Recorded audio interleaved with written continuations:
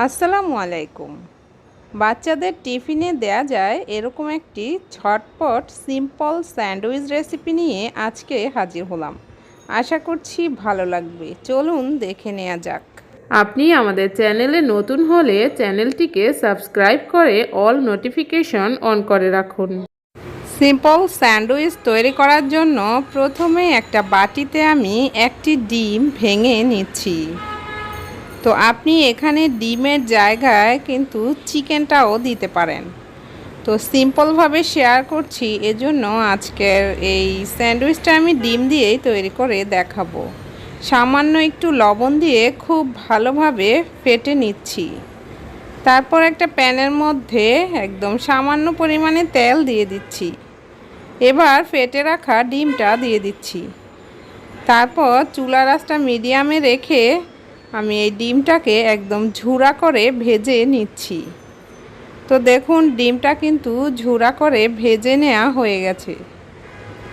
এবার আমি একটি বাটির মধ্যে ঢেলে নিচ্ছি। এখন একটা বড় বাটি নিয়ে নিচ্ছি। তার মধ্যে একটা মিডিয়াম সাইজের শসা কুচি করে নিয়েছি। দিচ্ছি ভেজে রাখা ডিম কুচি। তারপর দিচ্ছি 2 টেবিল চামচ পরিমাণ মেয়োনিজ। এই স্যান্ডউইচের মধ্যে কিন্তু মেয়োনিজটা একটু বেশি পরিমাণে দিতে হয়, এতে করে আপনার স্যান্ডউইচের টেস্টটা খুব বেশি ভালো আসবে। তারপর দিচ্ছি 1 টেবিল চামচ পরিমাণ টমেটো সস। তারপরে এই উপকরণগুলো খুব ভালোভাবে মিশিয়ে নিচ্ছি। তো আপনি কিন্তু খুব সহজেই ঝটপট এই স্যান্ডউইচটা বাচ্চাদের টিফিনে দিতে পারেন। অনেক বাচ্চারাই কিন্তু ডিম খেতে চায় না, তাই একটু টেকনিক খাটিয়ে আপনি এইভাবে বাচ্চাদেরকে ডিম খাওয়াতে পারেন। তো এখানে আমি একটি ব্রেডের পিস নিয়ে নিচ্ছি। তারপর মেখে রাখা স্যান্ডউইচের পুরটা দিয়ে দিচ্ছি। তো একটু বেশি পরিমাণে দিয়েছি।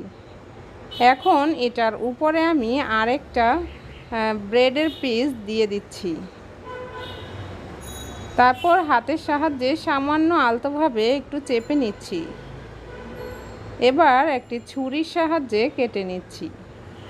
অনেকে ব্রেডের সাইডগুলো ফেলে দেন, আপনি চাইলেও ফেলে দিতে পারেন, কিন্তু আমি ফেলছি না। তো দেখুন কেটে নেওয়ার পরে কি সুন্দর স্যান্ডউইচ তৈরি হয়ে গেল। তারপর এরকম র্যাপিং পেপার দিয়ে মুড়িয়ে নিলেই কিন্তু খুব সুন্দর স্যান্ডউইচ তৈরি। তা আপনি আজকের এই রেসিপিটি ফলো করে কিন্তু বানিয়ে দিতে পারেন।